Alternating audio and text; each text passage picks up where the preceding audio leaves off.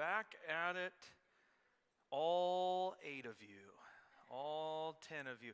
You know, it is interesting that you should come tonight, because tonight is a very special edition of Binge Reading the Bible. Before we get into why, let me make you aware of a few things that are happening. One is, of course, one service on Sunday at 10:30. It will be a normal length service. And in fact, I need to find out, Kelsey, maybe you can help me with this. We need to make sure that there is something lined up. Is there anything lined up for kids, or is it another, it's kidless Sunday. Does that mean kidless like as in no ministry, or they're in here? There's no ministry. Interesting. We're going to have to fix that. I don't know that that's going to work for this Sunday. We'll see. I am all for bringing your kids into service if you want to bring them into service, but the advancement of the way we understand how humans develop has helped us greatly in how we communicate gospel truths to them, and age-appropriate learning is a good thing. All that to say, 10:30, one service in here in the worship center. You know, I thought it would be the bigger of the two Sunday morning, one service holiday Sundays. I'm not totally convinced that that's going to be the case. We had like 330 people here on Christmas morning, which was remarkable and awesome. So that is fun. I guess if you stay up super late and feel like your sleep is more precious than the blood of Jesus, then don't come. I mean, it's totally fine, but no pressure. That's between you and the Lord. Hopefully we will see you here, though. It will be a good Sunday. We're going to be wrapping up our Advent series.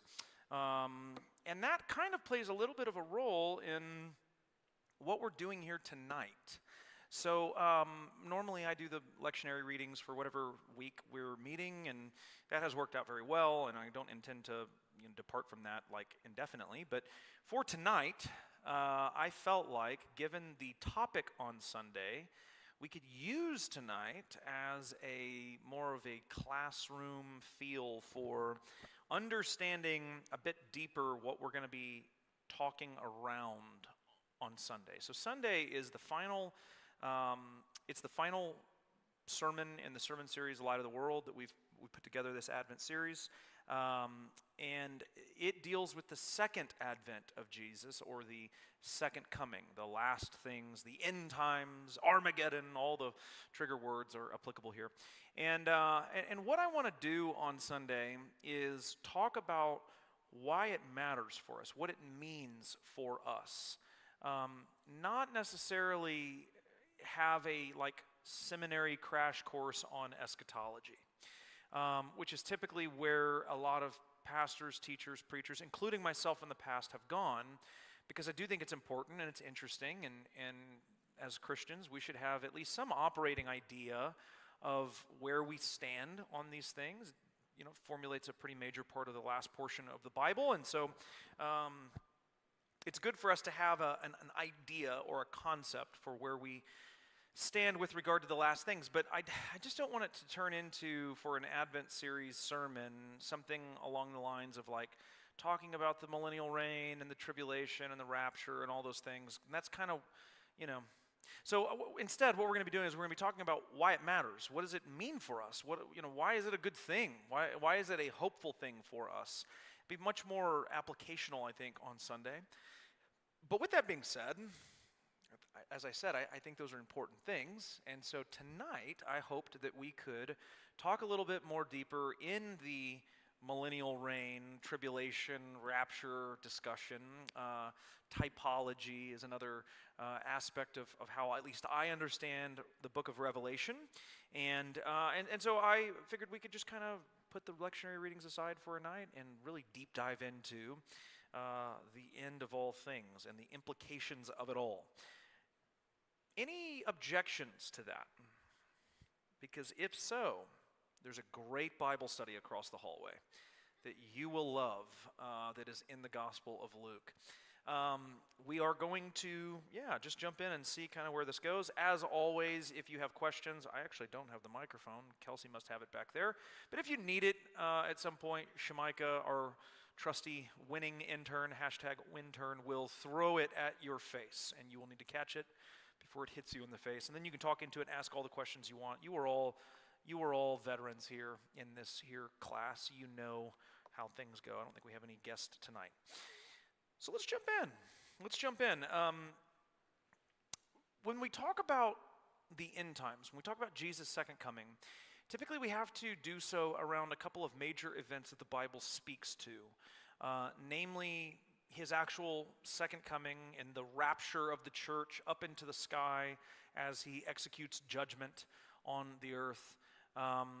We have to deal with what the Bible refers to as the millennial reign, the 1,000-year reign. You may have heard it that way as well. And with regard to the tribulation, what happens in that time frame? Who's here? Who's not here? And these are sort of the three major categories of eschatology. And so we'll begin with the millennial reign. The reign, Revelation talks about this, that Christ will reign for 1,000 years, it says, after which he will put sin and Satan, not really sin, sin's dealt with, Satan and death, he will deal with them entirely by putting them in the lake of fire.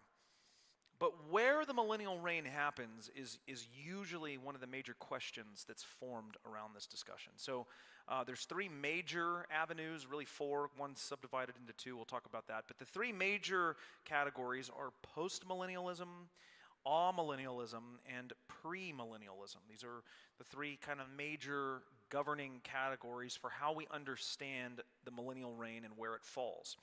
Postmillennialism posits that Jesus comes back in the second coming, in the second advent, after the millennial reign has taken place. So in this view, the world will sort of perpetually get more and more saved. People will come more and more to Christ, such that most of the world will be Christian. And then at that point, Jesus will return and he'll deal with Satan and death. And then everyone is happy and we live happily ever after. This has its roots in both the abolitionism movement of the 1850s. If you're familiar with the social gospel, anyone familiar with the social gospel in here?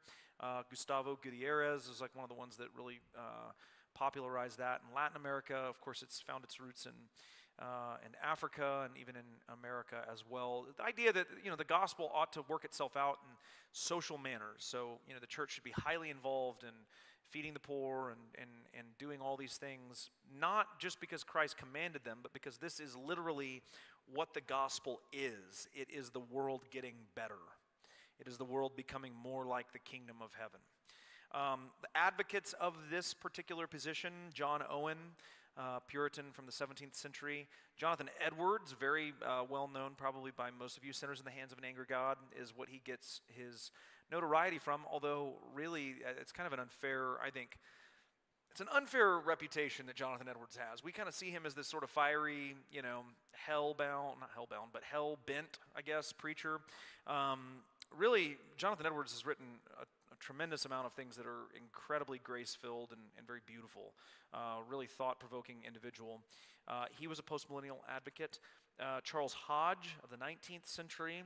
Hodge is one of the kind of formative voices underlying the fundamentalist movement of the 19th and 20th century. So postmillennialism, I want you to understand this, is a primarily modern theology. It's not very old.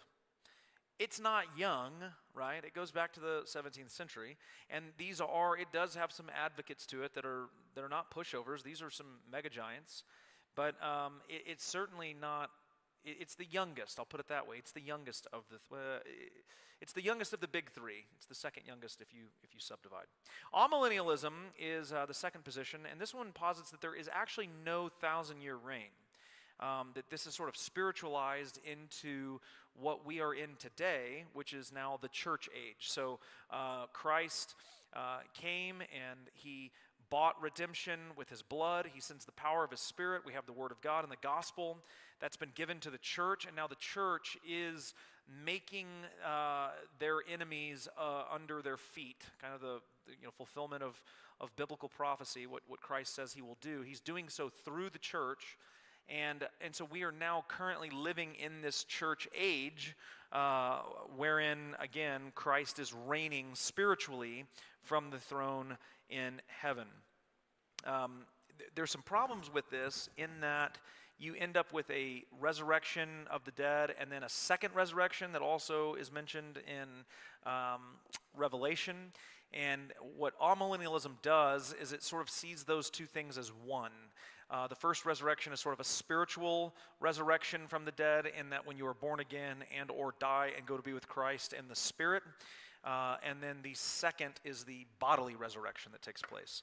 The advocates for this are many. Origen, one of the earlier church fathers who wrote on this topic, Augustine, Luther, Martin Luther, John Calvin. Amillennialism finds, again, heavy footing in the Reformation.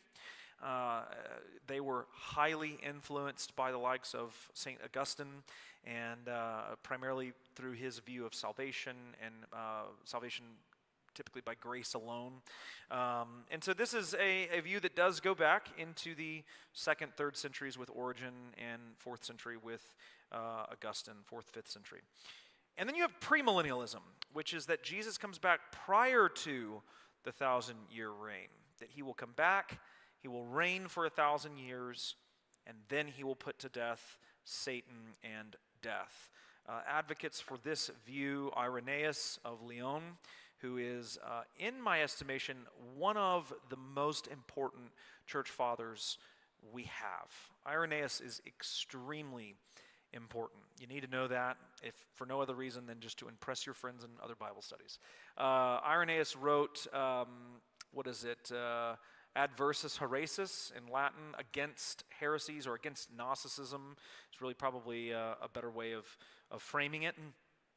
He is a man who was, by tradition and according to his writings, discipled by another individual named Polycarp. I have him in parentheses here. Polycarp also seems to be an advocate for premillennialism because of what Irenaeus says about him.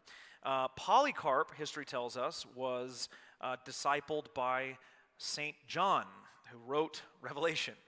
So Irenaeus is like, one person removed from the guy who actually wrote the book of Revelation.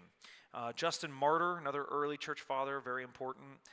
Dialogue with Trypho is one of his works, very important to read if you're into that. Hippolytus, a 2nd, 3rd century historian, church father, also an advocate for premillennialism. Let me give you just a sort of a snapshot of what I think leads to amillennialism and postmillennialism. So, and let me just say this up front, I'm an advocate of premillennialism. I very much believe in premillennialism. I think it is what the Bible teaches. I think it has the least amount of problems to it. I think it's most coherent with the writings of the early church and the experience of the day. But with that being said, I think that the church can often become incredibly guilty of interpreting Scripture in light of social events. So what we do is we have a lived experience, and within this lived experience, we are viewing the Scripture through that lens. And so if I'm living, for example, in America in 2022, chances are I'm going to read Revelation a little bit differently than someone living during the plague or in Ethiopia in the 5th century, or I'm going to see the world a little bit differently. I'm going to experience the world a little bit differently, and therefore I'm going to look to these stories, especially ones that are, when we talk about Revelation, when we talk about Zechariah, Ezekiel, you're dealing with a lot of apocalyptic literature, which relies very heavily on symbolism, imagery to convey sort of these bigger pictures that require interpretation. And my interpretation stands to be influenced by my lived experience. Case in point, the earliest view of an end times second coming experience is very firmly premillennial. The world was a very hard place for Christians to live in, so it made sense. It would make sense that the world would get progressively worse and worse before Jesus returns to put an end to the chaos, reign on the earth, and then eventually destroy Satan and death. That makes a lot of sense because the lived experience of the early church was persecution. It was very heavy persecution, and that persecution continues. I talked about it on Sunday, under the reign of Tiberius upon Jesus' death and resurrection. And then sometime after that, you have individuals like Tacitus who begin writing how Christians were widely hated and widely persecuted. And many of them were put to death under the evil rule of Rome. But by the time you get to Augustine, you get a imperial Christianity, the so-called imperial Christian phase, where you have the Edict of Milan that brings the peace kind of accord to Christians. We're no longer being persecuted. And then you end up with the formal adoption of Christianity as Rome's religion under Constantine. And at this point, if you're Augustine and you're thinking about the way in which Christianity is faring in the world, things seem to be getting better. And so it makes littler sense that the world would get worse before Christ returns, because by all counts, it seems like things are getting much more comfortable for Christians. We're no longer not only being put to death, but the whole Roman army has been baptized, and the emperor himself is carrying around banners with crosses on them. So this is kind of a big deal, right? Makes us feel like maybe things are okay. And so you begin to reason through Revelation in such a way where you're like, well, maybe this isn't literal. Maybe there is some spiritualizing that we need to do here. Maybe Christ isn't going to literally return to the earth on his throne. Maybe he's already ruling the earth on his throne. And it's just a progressive, a progressive unfolding of his kingdom. Augustine wrote a really important work called City of God. After the fall of Rome, and there was a lot of angst amongst Christians during this time, because up until that point, the city of God, or the kingdom of heaven, and the kingdom of Rome were starting to be seen as synonymous with one another. And if Rome then falls, which they do under the Visigoths, then it seems like God is losing the war all of a sudden. This creates a lot of angst amongst Christians during this time. And of course, Augustine reminds his contemporaries that Rome is not the city of God. Rome is the city of man, and that the city of God is still untarnished, and so on and so forth. But this sparks in this amillennial understanding. The only person that really begins to deal with amillennialism before that is Origen. And Origen's view of interpreting Scripture was that everything must be spiritualized. That if you read it literally, you're reading it wrong, essentially. And so it would make a lot of sense why he would end up reading it in a bit more amillennial manner, because he spiritualizes everything he does.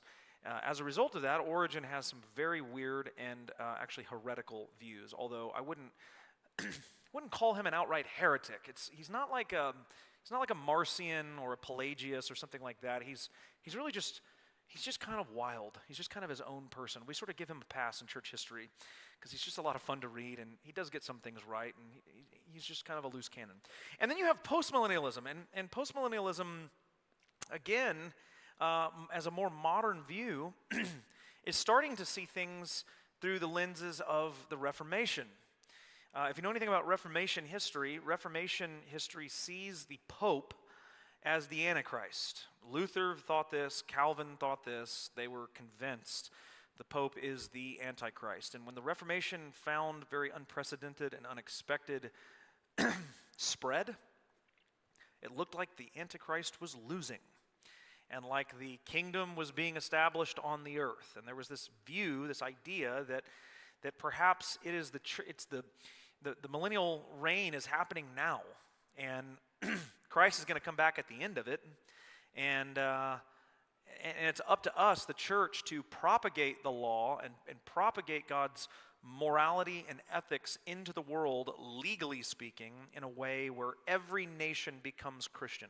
This is the thing that's underlying right now a very, I think, niche movement. I'm going to call it that because I just don't see it being a big thing in the next couple of years, called Christian nationalism.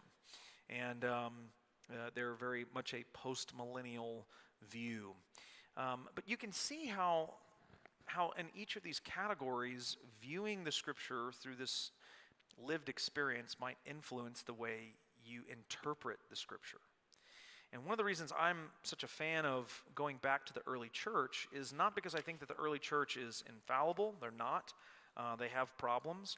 But because by and large, when we see patterns or themes that are consistent across the board among all the church fathers, the closer you get to the early church in Acts, I think the more correct we are likely to be. I'll put it that way. And so I'm very interested in what these early, we call them ante-Nicene fathers, the church fathers that lived and wrote prior to the Council of Nicaea in the 4th century. With that being said, so premillennialism is my view. It's what I teach. There are two different kinds of premillennialism. One is known as dispensational premillennialism, and one is historic premillennialism. Again, I'm not going to make you guess here on what I am. I'm going to just explain it to you, and we'll kind of move through it. I hold the historic premillennial view. How many of you have seen Left Behind? Yeah. So Left Behind is motivated by a dispensational premillennialism, which advocates that the rapture, where Christ brings his church up into the clouds, happens prior to the Great Tribulation. So in the dispensational view, Jesus comes back, he raptures his church into the clouds, into the heavens, and then the tribulation takes place, and the 144,000 literal Jews that come to faith become the witness to the world, and they're the ones that spread the gospel message. And at the end of that literal 7-year reign, Christ comes back, and he then is literally reigning for 1,000 years, and so on and so forth. That's not the position I hold. And there's a few reasons for that, and I'll talk about why as we get into Revelation. But ultimately, there's a few problems with that. One is that if Christ comes back prior to the tribulation, then that means there's also a third coming. There's like a third coming of Christ. Because Thessalonians 100% equates the second coming of Jesus with the rapture, with being caught up in the clouds. And at that point, upon Jesus' second coming, Revelation talks about Armageddon and him defeating the enemies and throwing them into the lake of fire. All of that seems to happen kind of right there. And all that seems to happen after the tribulation has taken place. And so either there's 3 arrivals of Jesus. There's the arrival in first advent, there's the arrival in the rapture, and there's an arrival in the very end, which the Bible doesn't teach, or there's not a rapture before the tribulation. And I will say that dispensational theology as a whole, dispensational premillennialism, is only about 150 years old. It's not a very old theology at all. Let me give you some concepts that come out of it. This view maintains a very clear distinction between ethnic Israel and the church. So in dispensational theology, you're going to hear a lot of concern with regard to ethnic Israel. Israel is a huge deal in dispensational theology because, again, according to a dispensational reading, the temple has to literally be rebuilt in Jerusalem. It has to take place before a lot of other things happen. And the remnant, there's a whole lot of aspects to this that are really important in this view. Another key sort of kind of concept within this viewpoint is that dispensational premillennialism wants to interpret numbers literally. So, for example, in Daniel, it talks about times, half a time, and times, and half a time. Can you fix my microphone? It's doing that popping a lot. It's quite off my face. It's very much how it's been. It's very sensitive tonight. I don't know. Anyway, Maybe it's not that bad out there. Maybe it's not that bad online, but it's driving me crazy. It will interpret this in literal numbers. So 3.5 years is the literal amount of time that the first part of the tribulation is going to take place, and then 3.5 years is another part of this, which is actually a misreading. There's not a 7-year tribulation. It's really only, if you're going by numbers, 3.5 to begin with. But let me give you some problems that I see with this. So if you go to Revelation 13, verses 5 through 7, and if at any point you're like, this is confusing, I have a question, seriously raise your hand. I have no problem stopping and answering. And the beast was given a mouth uttering haughty and blasphemous words, and it was allowed to exercise authority for 42 months. It opens its mouth to utter blasphemies against God, blaspheming his name, to make war on the saints and to conquer them. And authority was given over the earth, was given it over every tribe and people and language and nation, and all who dwell on the earth will worship it. Everyone whose name has not been written before the foundation of the world in the book of life of the Lamb who was slain. 42 months that this beast who is uttering haughty and blasphemous words will be given to rule. 42 months, if you do the math with me, 12, 24, 36 plus 6 is 42. 3.5 years. This is how we come to the 3.5 year figure. So this is in dispensational theology, you would read this and you would take this very literally. It's going to be a literal 3.5 years that this is going to happen. It's going to take place. Let's go over the second page here. This is another one of those references from Daniel 7. I just mentioned it. The little horn talks about time, times, and half a time. Again, this is a 3.5 year figure when you work out the interpretive challenges of that passage.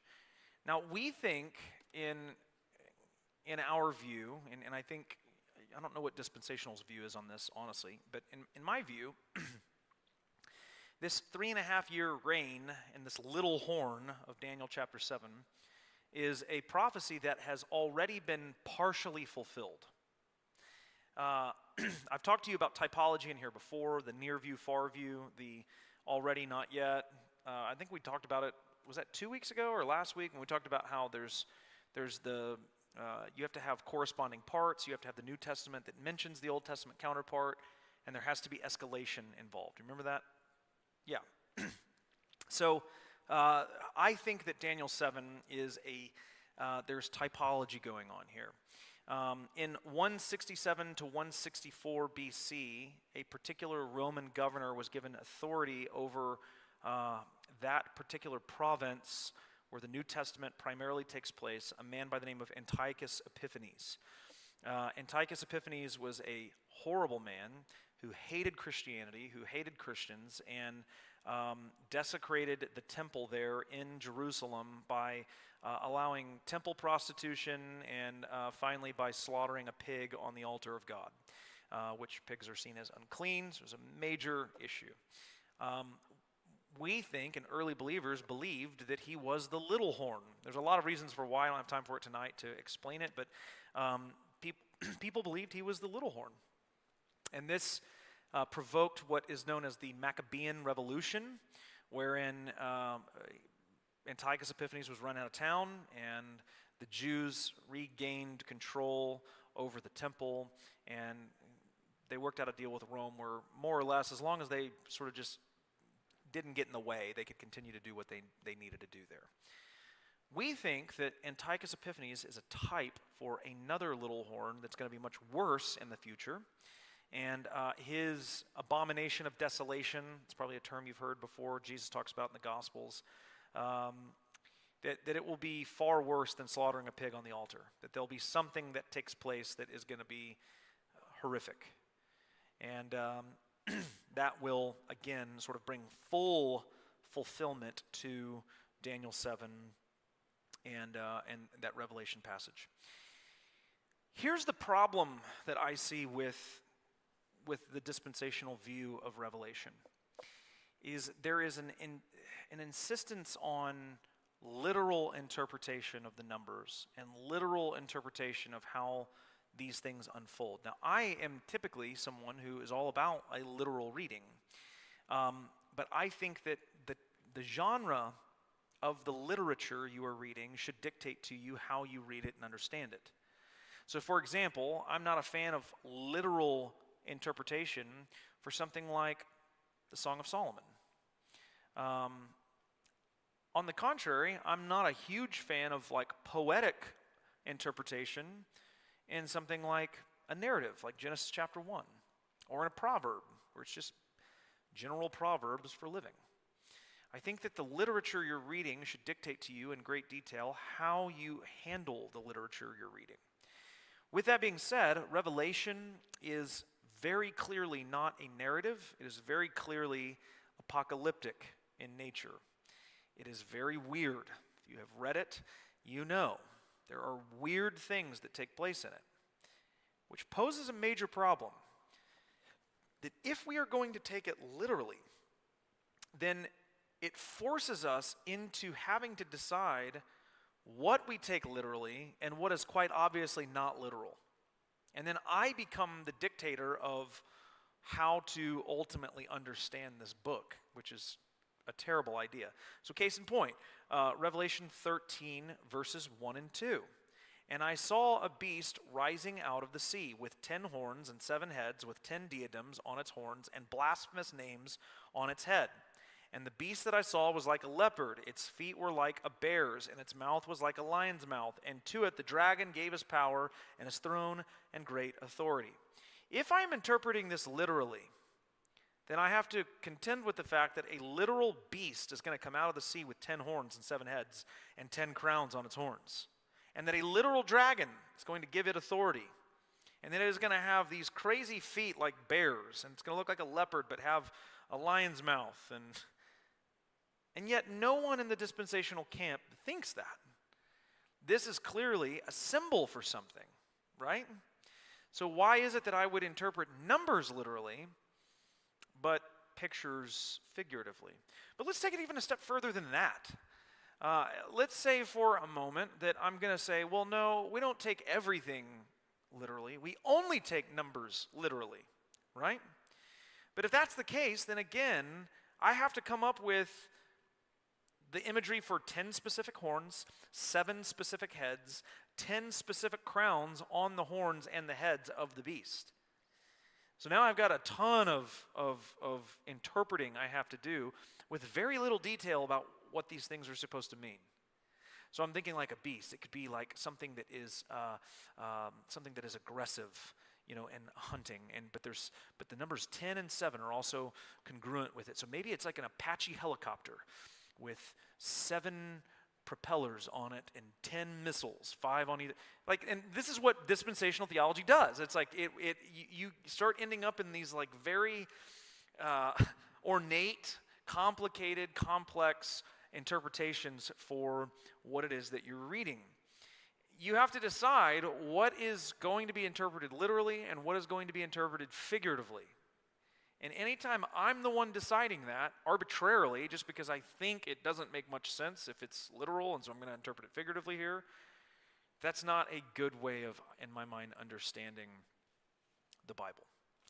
So, let me share with you how I think historical premillennialism.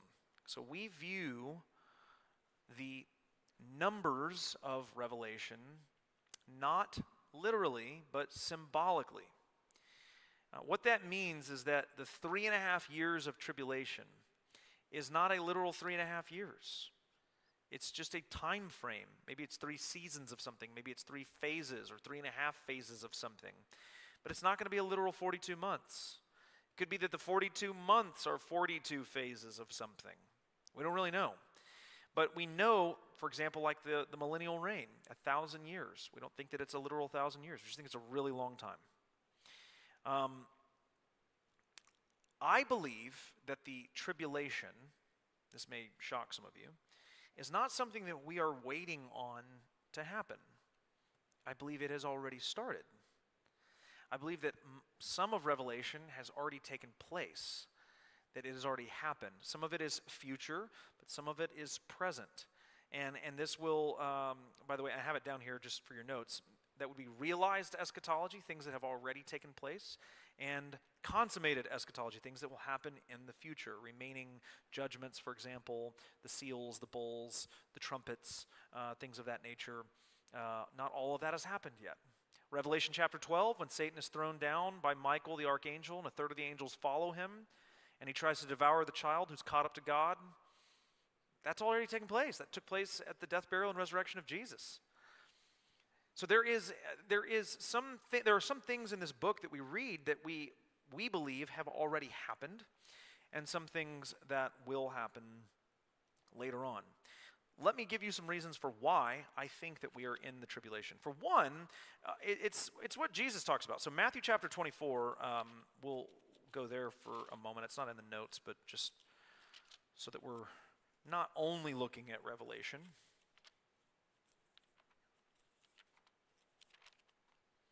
Matthew 24. There we go. So here he talks about the destruction of the temple and the signs of the ends of the age. He says, see here in verse 5, "For many will come in my name, saying, I am the Christ, and they will lead many astray, and you will hear of wars and rumors of wars. See that you are not alarmed, for this must take place, but the end is not yet. For nation will rise against nation, kingdom against kingdom, and there will be famines and earthquakes in various places." Luke talks about waves crashing, almost like tidal waves is what it sounds like. All of these are but the beginning of the birth pains. Then they will deliver you up to tribulation and put you to death, and you will be hated by all the nations for my name's sake. But then it keeps going. "And then many will fall away and betray one another and hate one another, and many false prophets will arise and lead many astray. And because lawlessness will be increased, the love of many will grow cold, but the one who endures to the end will be saved. And this gospel of the kingdom will be proclaimed throughout the whole world as a testimony to all nations, and then the end will come."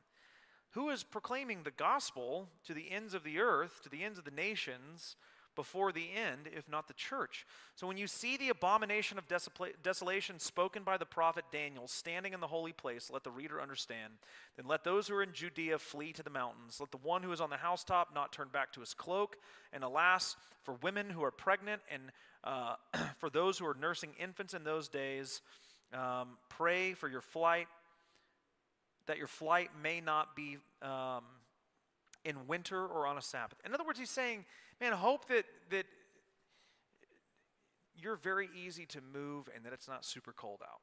Because when it happens, you're going to need to get out of town. You're going to need to get out of there as quickly as possible because it's going to be very bad very fast. If you're nursing or if you're pregnant, it's not going to be very easy for you. If it's wintertime, it's not going to be very easy for you. It's going to be pretty rough. And then, after all of that takes place, then there will be a great tribulation, such as not been seen since the beginning of the world until now.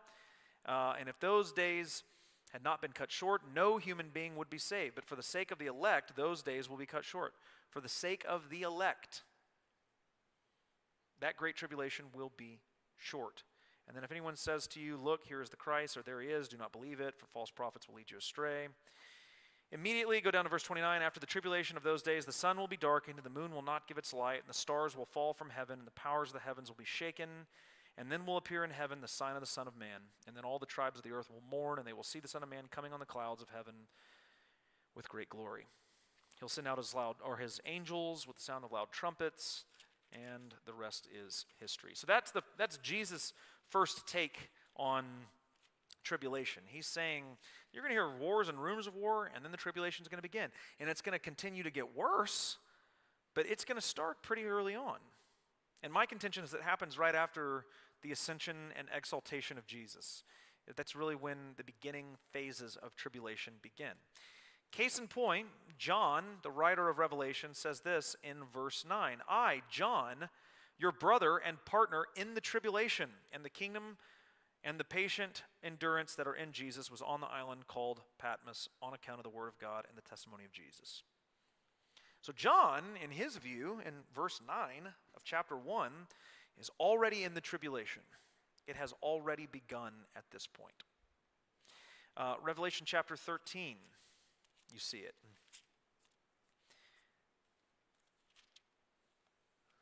So 13:10, not 13:10, yeah, 13:10.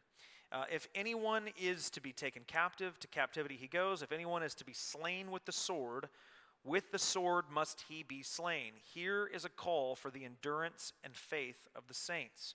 Why would there need to be endurance and faith of the saints if not for tribulation? Chapter 14, verse 12. Here is a call for the endurance of the saints, those who keep the commandments of God and their faith in Jesus Christ. Again, there's this repetition of calling for endurance for people who live during this time. All of that to say that, and we'll walk through Revelation 6 here in a minute. I'll tell you exactly where I think we are in the tribulation.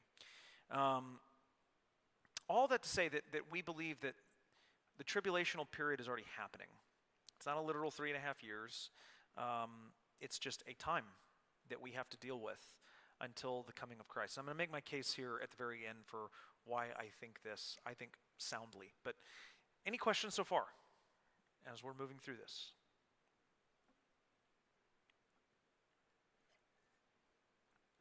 Let me ask this, just with a show of hands. How many of you prior to this group tonight would have probably most closely identified with dispensational premillennialism? Okay? One honest person, good. Any in here identify with amillennialism? Out of curiosity? Or post-mill? Any post-mills? No? Anyone in? Yeah. Yeah.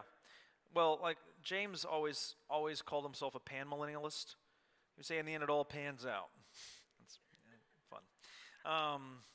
Very James-like. I don't want to mess with all that. It'll all pan out. Jesus wins. Okay, good. Let me point out another thing with regard to the numbers and what the historic view picks up on and I think is important in how we understand this.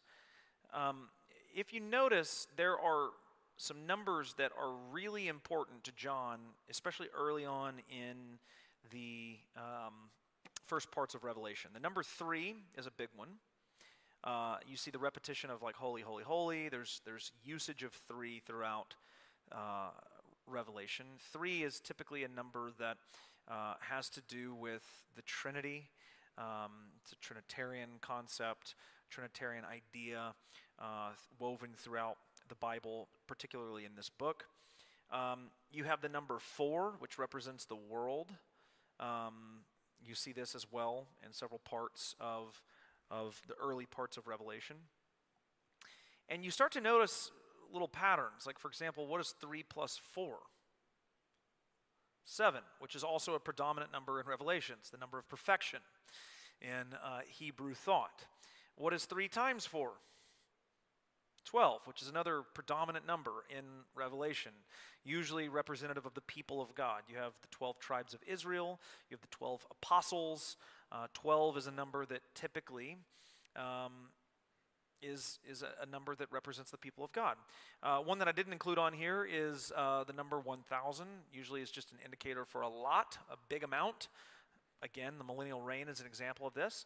Or what you might think of is the 144,000, which in our historical premillennial view is not 144,000 literal Jewish people, but it's actually just all believers. It's just all believers on the earth. It is a combination of 12 times 12 times 1,000, which is your 12 tribes, your 12 apostles, and a number that sort of modifies it to a very large degree, 144,000. Say again? Not just the Jews. All people, all Christian, all believers is what we would say. The people of God, of both the Old and New Testaments. The Jews who believe in Jesus. Yeah, not ones who reject. So when you get to the New Testament, Paul in Pauline theology makes a pretty, I think, clear distinction in Romans with regard to this, that not all who are of Abraham belong to Abraham, I think is how he says it. He's getting at the point that not all who are ethnically Jewish are of Abraham. They don't believe, in other words. They're not by faith believers. And therefore, Gentiles have been grafted into this tree. So the picture you're left with in Romans is that the people of God were once sort of categorized as Israel, and now they're being categorized as the church, and the church is a combination of both Jew and Gentile who are not a part of this people group by ethnicity, but by faith. And Paul's whole point is really this has been true all along, that it's always been by faith. It's never been like, because he talks about that the ethnic Jews who did not live by faith were not saved. They were not believers. They were not faithful. It's always been a proposition of faith. Hebrews 11 dictates that to us as well. And in that chapter, it talks about, how Abraham then was the father of both the Jew and the non-Jew, the circumcised and the uncircumcised, because he makes the point that when Abraham believed and it was reckoned to him as righteousness, he did so prior to circumcision, which makes him the father of both. So you're getting this sort of people of God view and mind throughout the New Testament that becomes a little more clear and a little more diverse, even though it was always kind of diverse to begin with. It was just sort of misunderstood in its umbrella. So we think that is just a number that represents the people of God on the earth. 6 is a number that represents the beast. You get this number a lot with regard to the beast. 666 is his name, which is interesting because 6 is 1 short of 7. 7 is God's perfect number. The beast is 6. He just falls short of perfection. You see 3 of them in his name, like a trinity.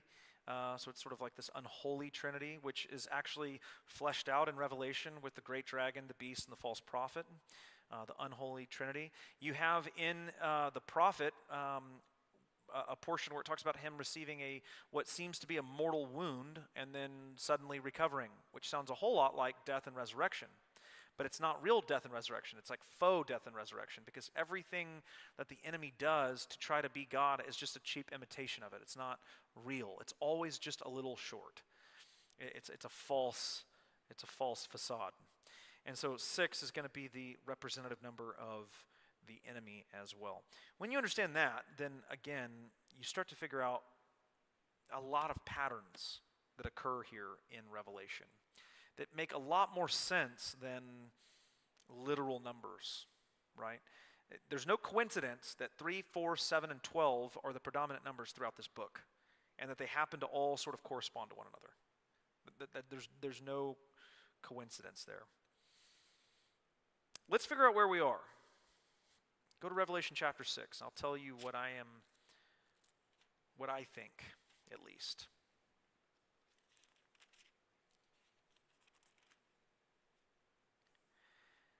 So in Revelation chapter 6, you probably have some kind of like subtitle that says something like the 7 seals, right? Revelation unfolds its judgments in different stages. So you have the 7 seals, followed by the 7 trumpets, followed by the 7 bowls that are poured out. It's temple imagery. Bowls would be poured out as an offering, so it's sort of being poured out on the earth, but instead of an offering, it's judgment. And even the order of the seals, trumpets, and bowls is a little confusing. You have seals 1 through 5 that take place. Then it seems like you have the 7 trumpets, and then it seems like you have the 6 bowls, followed by the 6th seal, followed by the 7th trumpet, seal, and bowl combined. Take my word for that. It sounds a little confusing, but when you chart them all out, that's what seems to be going on here. But we are, I believe, in this first portion of the seals, and I will explain why. So in verses 1 through 2, you have the first seal. It says, "Now I watched when the Lamb opened one of the 7 seals, and I heard one of the 4 living creatures say with a loud voice like thunder, 'Come.' And I looked, and behold, a white horse, and its rider had a bow, and a crown was given to him, and he came out conquering to conquer." It's the first one. So the white horse is the imagery that's used here. Horses and bows are are being used to demonstrate dominion and dynasty, conquering, war, if you will. So you have in Jeremiah 50, verses 33 through 34, this is very similar imagery, the horses and bows that describe what Babylon does to Jerusalem in its siege. And then we get to verses 3 and 4. And when he opened the second seal, I heard the second living creature say, "Come." And out came another horse, bright red, and its rider was permitted to take peace from the earth so that people should slay one another, and he was given a great sword. So this, I think, indicates war. So you have dynasty, conquering in the first one, and now you have war or unrest in the second seal. Verse 5, and then he opened a third seal, and I heard the third living creature say, "Come." And when I looked, and behold, a black horse, and its rider had a pair of scales in his hand. And I heard what seemed to be a voice in the midst of the four living creatures saying, "A quart of wheat for a denarius, and 3 quarts of barley for a denarius, and do not harm the oil and the wine." So scales are usually used to weigh wheat and barley. The particular numbers that are given here indicate that the prices for these materials are very high, which indicates famine in the land. Law of supply and demand. So when the prices go up, it means there's not a whole lot of supply. And so there is a famine. So just to kind of categorize these a little bit, the first seal seems to be like dominion, kingdoms, conquering. The second one is war, kingdoms against kingdoms. And then the third one seems to be something like pestilence or famine of some kind that is creating a stranglehold on food supplies. And then we get the fourth seal.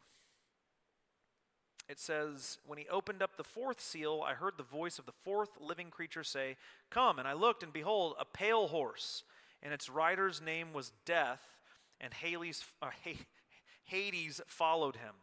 And they were given authority over a fourth of the earth to kill with sword and with famine and with pestilence and by wild beasts of the earth. So now you have represented in this fourth seal the first 3, but now it's affecting a fourth of the earth. So death is upping the stakes. Things are getting worse. More war, more famine, more starvation, more death in all of this. This is all happening in our world. This has been happening since the exaltation of Christ, and it's been getting worse.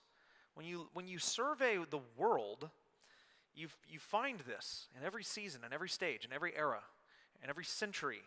There are problems like this that occur, and it becomes more and more prevalent as time goes on. Which is strange because, we live in this age where science rules the day, right? And we're all about technological advancement.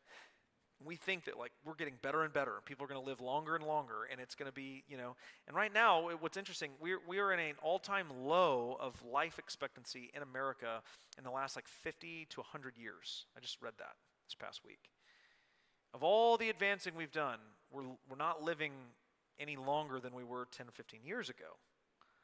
Which is strange. It's a strange anomaly. Now, that number may go back up. It's a progression. It's not just a straight line or a straight line going down. It ebbs and flows. But give or take, in the last 100 years, we have seen, we'll say 110 years, just to be safe, we have seen more death in the wars in that amount of time than probably in the history of the world. World War I, World War II, Vietnam War, and then, of course, the last 20 years of warfare, give or take, that have been taking place. Not to mention wars that have taken place that don't even have anything to do with our country. There's a lot of it. There's a whole lot of it. A whole lot of death, a whole lot of war, a whole lot of dominion issues. And then we get to the fifth seal. When he opened the fifth seal, I saw under the altar the souls of those who had been slain for the word of God and for the witness they had borne. So these are people killed for their faith. They cried out with a loud voice, "O sovereign Lord, holy and true, how long before you will judge and avenge our blood on those who dwell on the earth."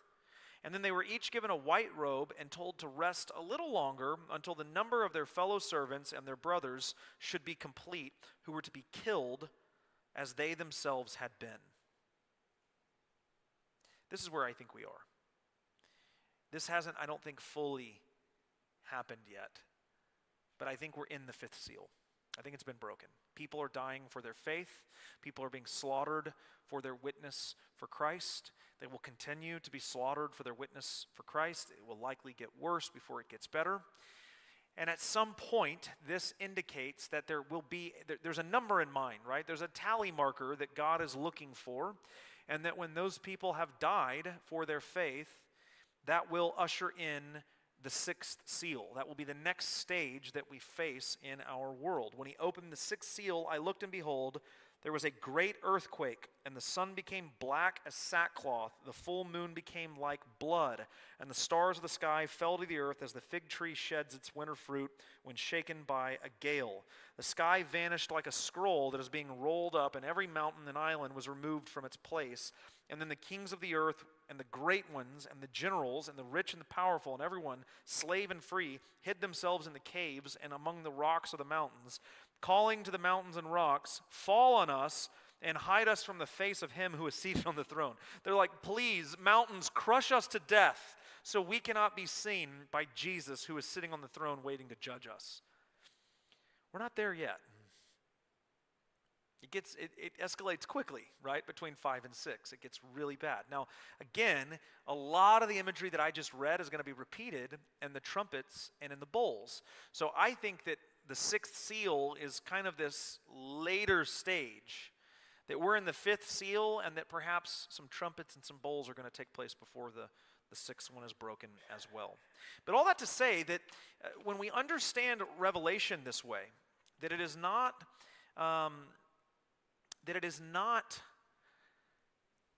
all future events, that we're not like waiting around for some big bad thing to take off, that we're actually living in it, that it's happening right now, then that does a couple of things. One is it sort of checks our expectations for what the world's going to be like. We think, I should say it this way, if we think the world is going to get any better before Jesus returns, this tells us otherwise. We're only going downhill from here. Now, should we, this is one of the things that I love about postmillennial advocates, actually. Douglas Wilson, Jeff Durbin, among the two probably most popular ones right now, living postmillennial advocates.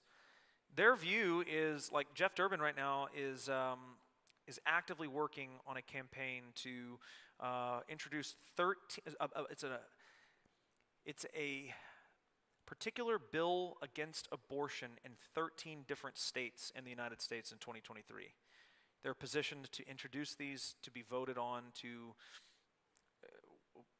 potentially be adopted into state law. Georgia is the one that is probably most likely to have a big shakeup. Louisiana this past year or year before almost happened, and there's a whole story behind that as well. But Durbin is actively fighting for a bill that essentially advocates for equal rights for the unborn. Now, what that means sounds kind of harsh, and I think there are aspects of it that I have some thoughts on, but what that means then is that abortion would be made criminal. And their view, their thought process behind this is, if life is truly equal in the womb and outside of the womb, and if you are criminalized, if you kill someone outside of the womb, then you should be if they're inside of the womb as well. I can't really argue with that logic. I think there's something there, although I'm not convinced that law and gospel are really meant to coincide. But one thing that I appreciate about postmillennial advocates is they see it as their duty to try and sway the world into living under God's law. And I think there is something to be said about that. There is something to be,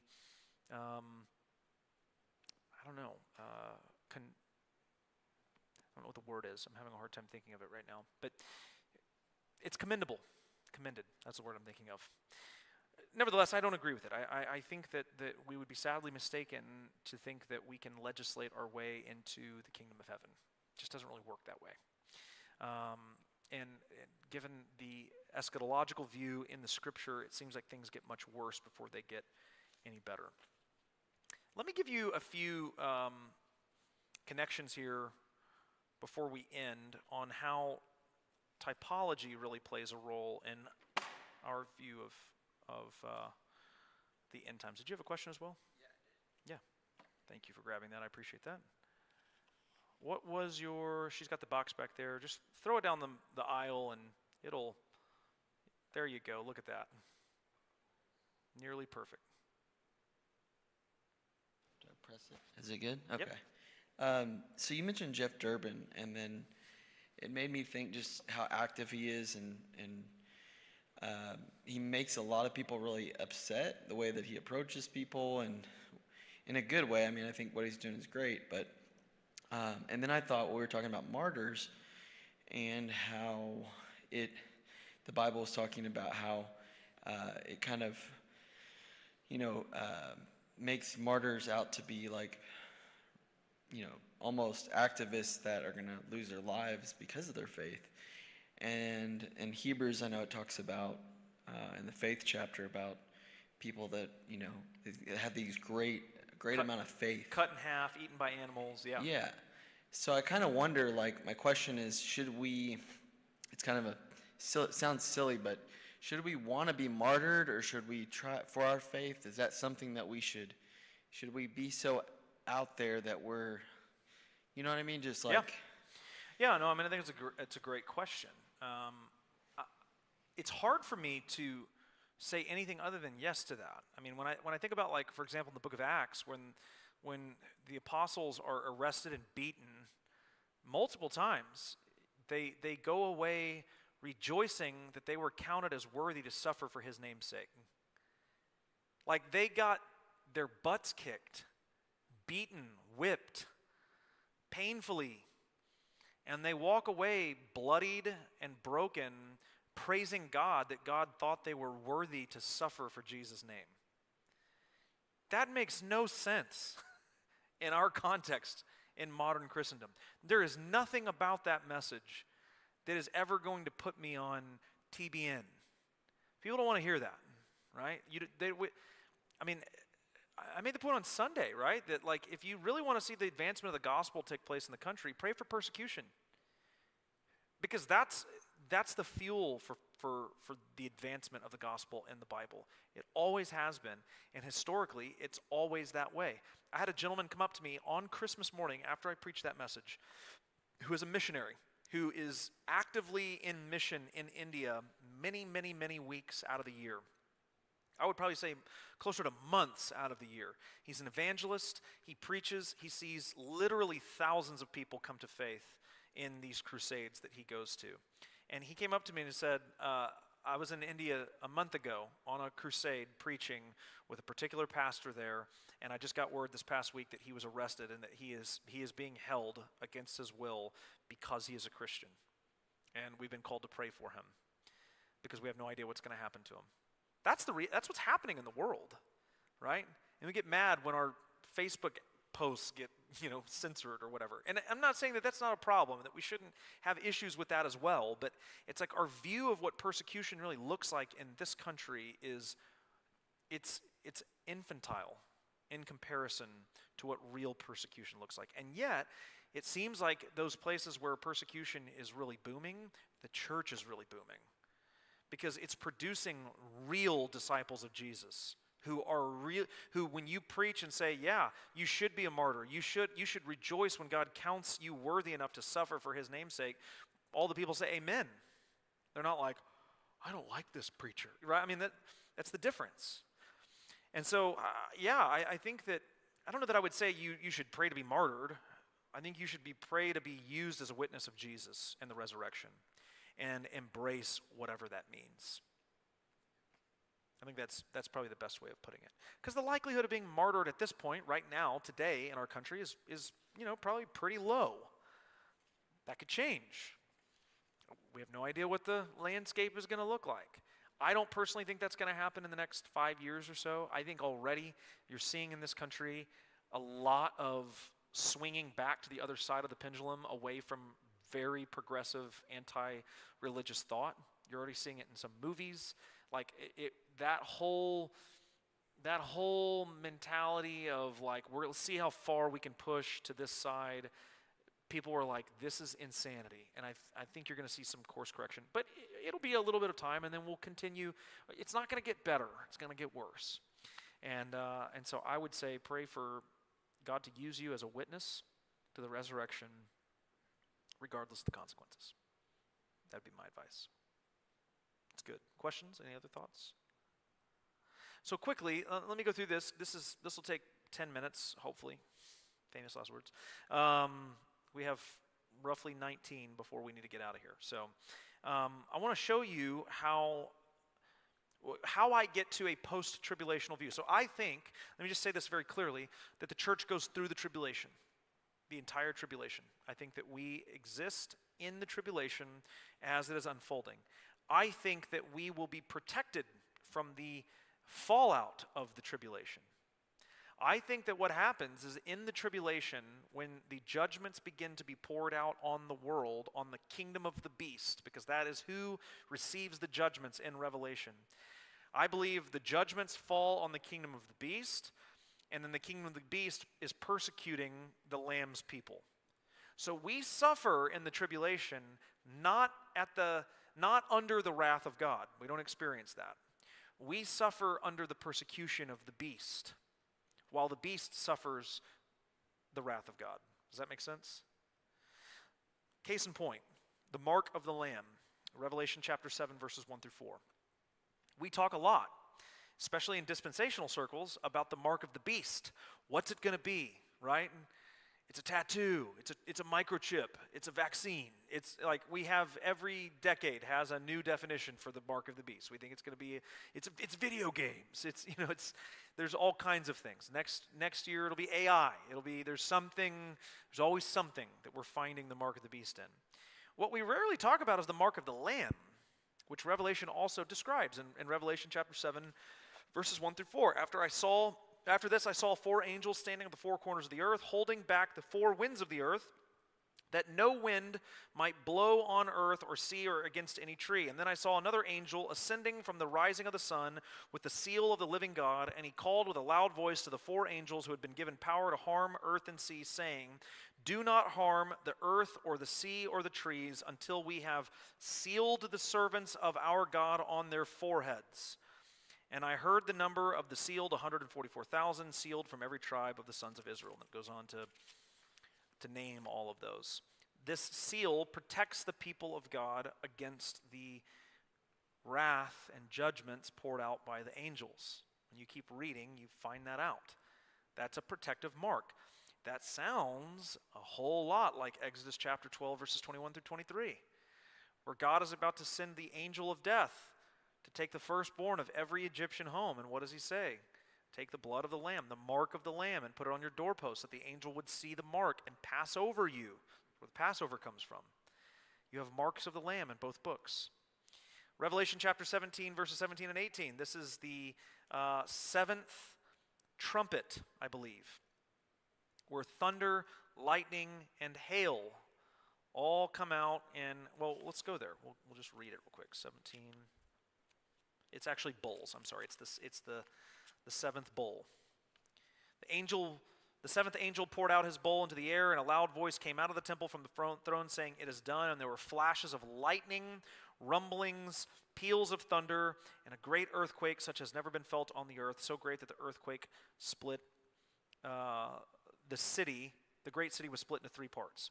The 7th plague in Exodus, incidentally, is thunder, lightning, and shaking of the ground, along with hail. Hail is mentioned, I think, before this as well. Maybe, after. Yeah, verse 21, the plague of hail. So you get thunder, lightning, and hail in the 7th bowl, and thunder, lightning, and hail in the 7th plague in the book of Exodus. Revelation chapter 8, verses 8 and 9, 11, verse 6, and 16, verses 3 through 6 talk about blood in the water, blood in the sea that kills the fish. This seems very similar to Exodus chapter 7, verse 20, where they turn the water in the Nile to blood, and it kills all the fish in the Nile. It's one of the plagues that falls on Egypt. Revelation 16, verses 13 through 14, talks about these frog-like spirits who perform magic, essentially. They're demonic spirits. They look like frogs, and they come out of the, again, I'll read. I won't just summarize here, 16, 13 through 14. It says, "And I saw coming out of the mouth of the dragon, and out of the mouth of the beast, and out of the mouth of the false prophet, 3 unclean spirits like frogs. For they are demonic spirits performing signs, who go abroad to the kings of the whole world to assemble them for battle on the great day of God the Almighty. Behold, I am coming like a thief. Blessed is the one who stays awake, keeping his garments on, that he may not go out about naked and be seen exposed. And they assembled them there at the place that in Hebrew is called Armageddon." So you have frogs that come out. They're demonic spirits, right? You have an overflow of frogs in the Nile in Exodus chapter 8, verse 6. Revelation 16:2 talks about boils on people. It says, "So the first angel went and poured out his bowl on the earth, and harmful and painful sores came upon the people who bore the mark of the beast and worshipped its image." Exodus chapter 9, verse 10 talks about boils on the people. Revelation 9, 3 and 4 talks about locusts, very similar to Exodus 10, verses 4 through 5. Revelation 16, 10 and 11 talks about darkness coming across the face of the earth. Exodus chapter 10, verse 21, darkness follows in the plagues as well. You get this imagery over and over and over again. When you begin to evaluate Revelation in light of Exodus, you figure out pretty quickly that John is a big fan of Exodus. He's using a lot of this imagery in a typological manner to demonstrate something about the stories and how they are connected. The story of Exodus is telling a story that foretells the Revelation story in some manner. But the Revelation story is going to be bigger and much more escalated. So in Exodus, you have the people of God who are trapped in a kingdom that hate them and persecute them and want to kill them. They are in bondage to Pharaoh. They are slaves to him. And God has to send plagues or judgments on that kingdom that he protects his people from by marking them with the mark of the Lamb, that he might ultimately break their power and let their people go. In Revelation, the same thing happens. The people of God are held captive in an evil kingdom that wants to kill them, and God pours out his judgments on that kingdom, but protects the people in the kingdom from them, from the mark of the Lamb. Except for, it's not Pharaoh who holds them in bondage, it's the beast. It's sin, it's Satan, it's this demonic system that is holding them in place. And that upon these judgments and ultimate destruction of that kingdom, the people of God are free to be with him in eternity in their land, which in Exodus turns into Canaan, the chosen land, and in Revelation is Jerusalem, or the new Jerusalem that comes down from the heavens onto the earth after all things are remade. It's very similar. They build a temple. There's a temple in Revelation. There is the land of what? Locusts and honey. There's locusts and honey. There is all kinds of ties together that John is using to describe the experience of the people in these last days, and how it will be in many ways similar, although much worse. So here's my kind of closing thought on this, on particularly the tribulation. You will hear this sort of very popular notion in Christendom a lot, that, God's not going to, what do we always say? God's not going to rescue you from your pain, but he's going to rescue you through it. Something like that. Have you ever heard someone say that? He's not going to save you from those painful experiences, but he's going to save you through them. They're going to be learning experiences for you, where you're going to be made more into the image of Jesus.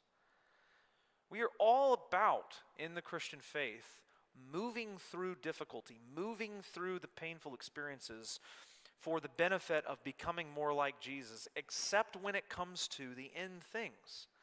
And we are very afraid to admit that that might be true for us there as well. And my contention is that God's pattern is always to move you through it and not out of it. He never rescues you out of difficulty, but he empowers you through difficulty in that you might become more like Jesus. And I think that's what happens in the end as well. So all that to say, that's sort of a crash course. I realize it's a lot on the different ways of thinking about this millennial reign and the tribulation and where the rapture falls.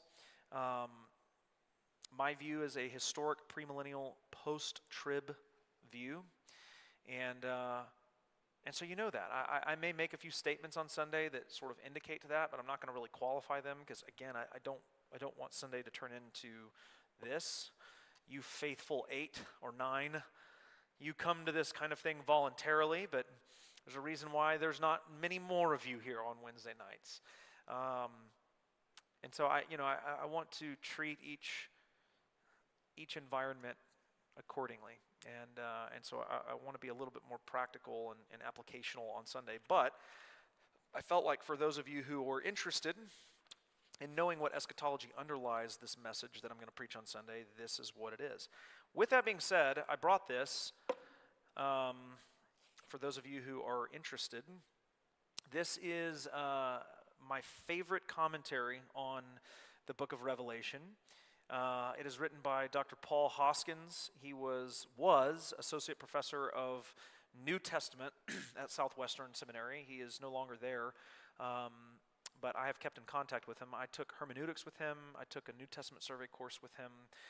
He is where I learned and grew to love typology. Dr. Hoskins also has a book called That Scripture Might Be Fulfilled. I think I mentioned it a couple weeks ago when we talked about typology. It is, in my opinion, like the cornerstone work on the topic of typology. And so if you want to know two really great books that were written for the layperson, they're not easy reads. Like they're gonna push you, but they're not like, you don't need to know other languages or be familiar with big terms. They're readable. But what Paul does in this commentary is he approaches the book of Revelation with typology in mind. And a lot of these connections between Exodus and Revelation, he very in depth brings out. It's a really, really helpful book. It's available on Amazon last I checked. For sure on Kindle. I don't know about the hard version of it. He self-published this. I don't know how many of them were made.